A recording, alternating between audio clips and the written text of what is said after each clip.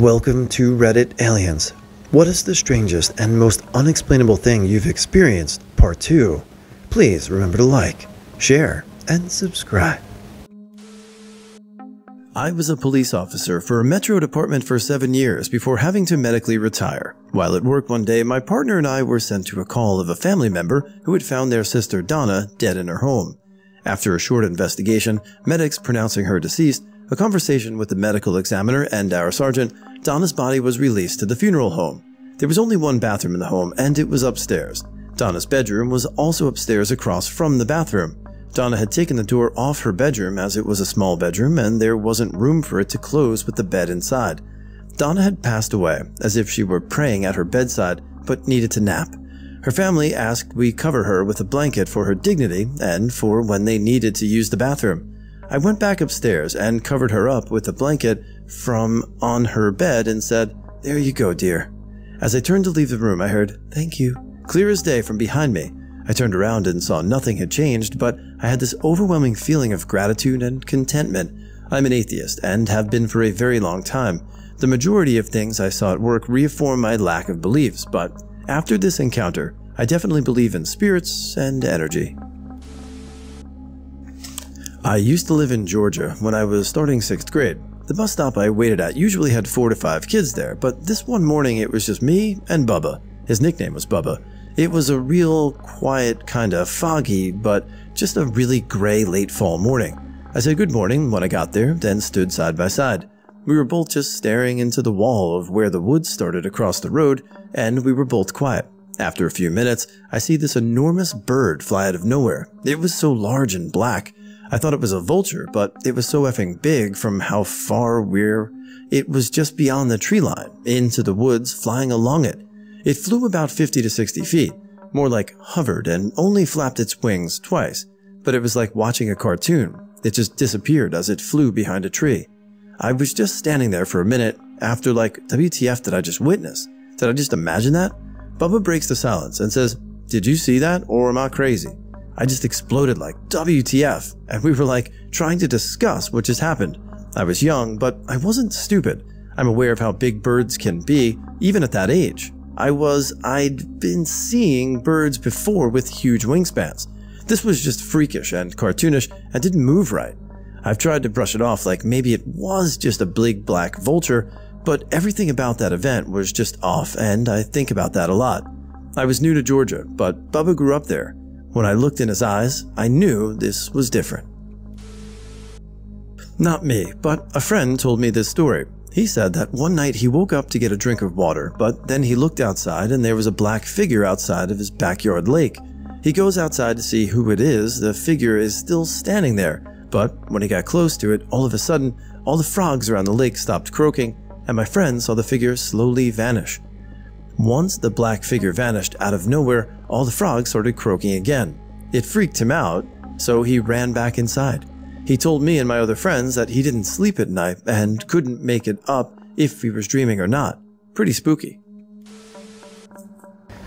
Have you ever had a recurring dream yourself? What was it like? When I was little, like 4 to 7 years old probably, I had a recurring nightmare. It started off as an old man trying to kill me. He would just appear in random dreams. It happened so often that I began recognizing him in crowds, and I'd wake up when I saw him, before he got the chance to attempt to kill me. So, then he began disguising himself. The one that I vividly remember was one time he was wearing like a wrestling mask. He came so close to killing me, but then I noticed that he had a very strong, distinct smell. It was a smell I had never smelled in real life, but whenever he was around in my dream, I could smell him. When I smelt him, I'd wake up. It was a smell that I've always been able to recall. I don't know what it was, but I could tell it was a bad smell. Eventually, after years of having the dreams, he successfully killed me, and I've never dreamed of him since. I told my best friend in middle school about the dream, and she thought it was so weird that I could smell him.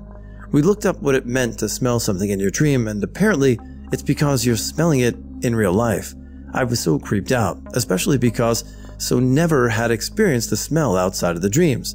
Until my grandpa was in the hospital dying and being pumped with morphine, that smell, that body, hospital, medicine, dying smell, was the smell in my dreams. The man in my dreams was not my grandpa. I just think it's very odd that at such a young age, I had dreams about a man trying to kill me, and the man smelled like death. When I was younger, my mom had left for work and we lived in a shitty 2-bedroom apartment with a small kitchen.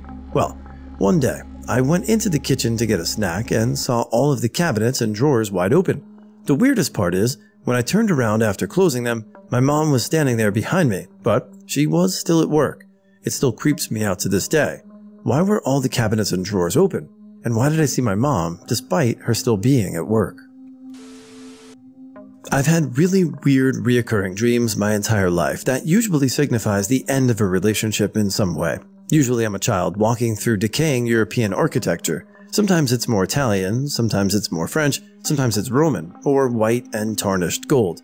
There's never any grass except for the moss that started to grow.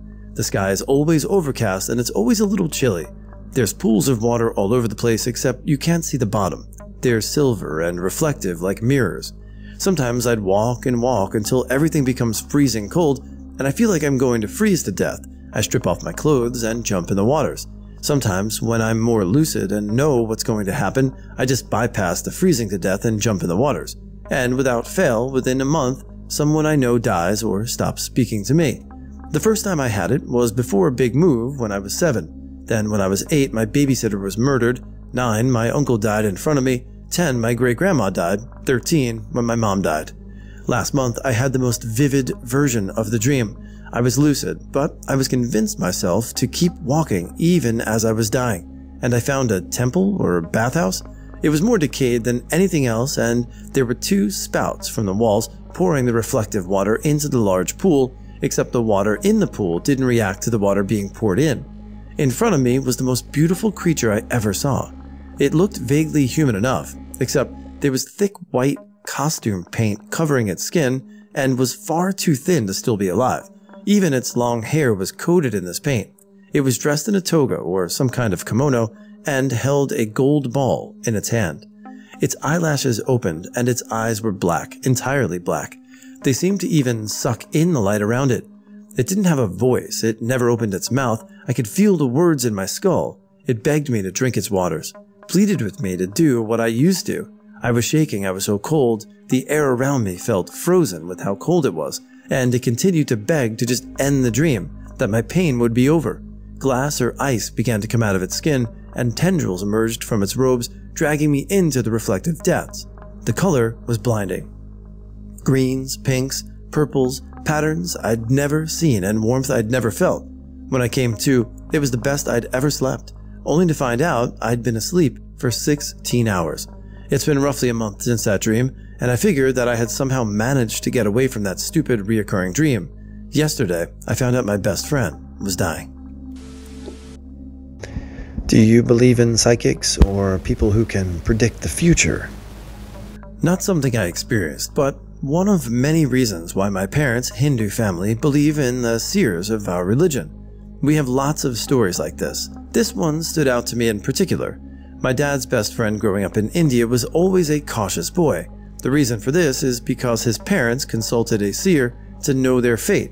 The boy was told that he is destined to die young by cause of water, and this fate is bound to his soul.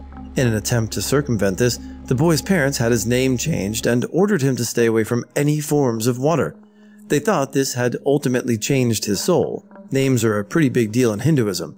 My dad and him had big plans then to leave India during college for greener pastures. They left for Germany and later the United States together. However, midway through college, my dad's friend had to return to India, family thing. My dad proceeded to America alone and had a family. He then had a business trip back to India and thought maybe I should visit my old friend. He went back and searched for his friend. The town elder said he died 20 years ago at age 22. The cause of death? Drowning. Trying to save a child caught in a flood. I think the child survived, so his sacrifice wasn't in vain. I can't explain how the seer saw this or even could know. The seer saw that this boy would die, both young, dying at 20 is very young, and by water, he drowned, both of which were correct predictions. I want to believe it's merely coincidence, but there's way more stories like this than my parents have. People say that it's just coincidence, but story after story, I begin to wonder, could the old religions have been onto something?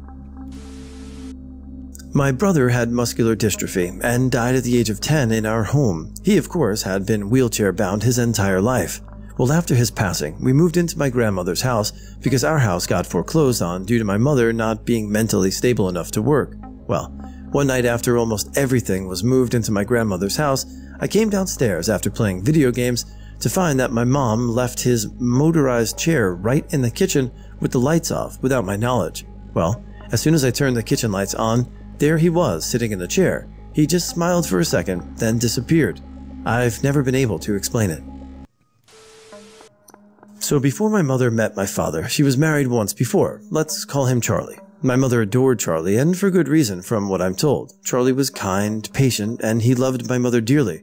One night, my mother woke up to a horrific gargling noise. She looked over at Charlie to find he was choking on his own vomit. No alcohol involved, mind you.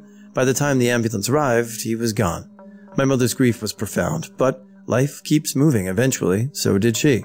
4 to 5 years later, my parents wed and had me. Apparently, I would often speak to myself in my room. I was around 2-ish, old enough to hold rudimentary conversation. My mother and father assumed it was simply the innocent rambling of a toddler and thought nothing of it. Time passes, and she starts to worry. Feeling emboldened to ask me about it, she enters my room and interrupts my lonely conversation with, "My name? Who were you speaking to?" I apparently look to her like it's obvious and reply, "He's my friend, and he says he knows you, Mama. His name is Charlie." My mother was stunned. The conversations continued until I apparently grew out of them. They say age desensitizes you? Who knows? I often quietly pay my respects to Charlie. I recently went to his grave with my mother. If it weren't for his untimely passing, I'd never have been there. My grandpa passed away 3 years ago because of pneumonia. The day before his death, he was in the hospital and me, my brother, and my uncle were outside his room. It was around midnight when my brother and uncle went to a store near the hospital to get something to eat, and I was there alone, and I dozed off on the bench for 10 minutes, and when I woke up, I saw an old woman leave my grandpa's room. So I rushed in the room to check on him, and he was sleeping. I came out and saw the woman walking toward the exit, and I couldn't see her face, but she was wearing the same clothes that my grandma was wearing the day she passed away 5 years before the incident. When I was a teenager, I lived in a house that had some freaky stuff go on. I believe in ghosts, but my dad doesn't, and he claims he's heard and seen stuff. The one incident that stands out to me the most is that one day there was a knock on the door, and I went to answer. As I passed by our spare room, I saw my sister bolt up right on the sofa, just staring ahead, sat in her uniform. I didn't realize she was home, so I said, "Hello." She didn't answer me back, and I remember thinking, what a moody bitch. I opened the door, and it was my sister in her uniform. Her hair done the exact same way. I asked her if she jumped through the window as a prank, and she is still adamant to this day that she never did. The weird thing is that everyone in the family has all seen each other in the house when the person wasn't supposed to be there. Like my younger sister seeing my cousin in the window, or my other sister seeing me out back when I was at my boyfriend's. Creepy place. Glad we moved. So my cottage in northern Ontario in a forest about half an hour drive away from the nearest town. My family goes there every August to get away from the city. While I was there one year, I could barely sleep and I kept getting that weird someone or something is watching me feeling. The entire month was filled with unexplainable things. For example, a sawmill that was over 100 years old just collapsed with no evidence of what caused it. However, the night before we had a very severe thunderstorm, and people just assumed that's what caused the collapse. About a week later, we had another rainstorm overnight. The next morning, my dad went to the outhouse because we don't have a flushable toilet there. He left the door open, and while he was there, the door closed with no wind, and everyone else who was there was inside with me. The outside latch also got locked, so we had to kick the door down from the inside. For the rest of the day, we kept hearing sticks cracking from over a small hill. However, we couldn't tell which way it was moving.